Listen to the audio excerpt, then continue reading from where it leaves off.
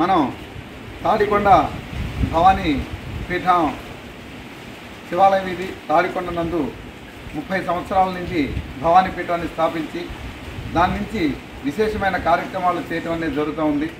అలాగే ప్రతి సంవత్సరము భవానీ పీఠానికి పీఠంలో ఉన్నటువంటి యొక్క అమ్మవార్లకు యథావిధిగా మనం సారి తీసుకురావడం అనేది జరుగుతుంది. ఈ సంవత్సరం తాడికొండ భవానీ పీఠం వారి భవానీ క్షేత్రం కొండ దిగున తాడికొండ శివారు బడేపురం కొండ దిగున భవానీ క్షేత్రంలో కొలువైన భవానీ అమ్మవారికి భవానీపీఠ సభ్యులు అందరూ కూడా మాలధారణ జరిగినటువంటి వారి భవానీపీఠ సభ్యులు, అలాగే భవానీ ఆధ్యాత్మిక మండలి నిర్వాహకులు ఈ రోజున అమ్మవారికి శుక్రవారం నాడు ఆషాఢ సారె తేటం అనేది చాలా శుభప్రదం.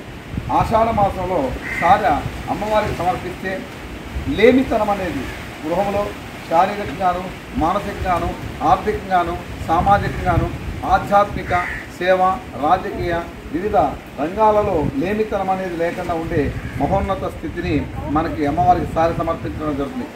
శాకంబరి అమ్మవారి యొక్క విశిష్టత కూడా ఈ ఆషాఢ మాసంలో ప్రారంభమవుతుంది కనుక తదనుగుణంగా ఈ రోజున తాడికొండ భవానీ పీఠం వారి భవానీ క్షేత్రములకు భవానీ భక్తులు తీసుకొస్తున్నటువంటి సారెకు తాడికొండ భవానీ పీఠం తరఫున సాధారణంగా ఆహ్వానం పలుకుతూ ఉన్నాం.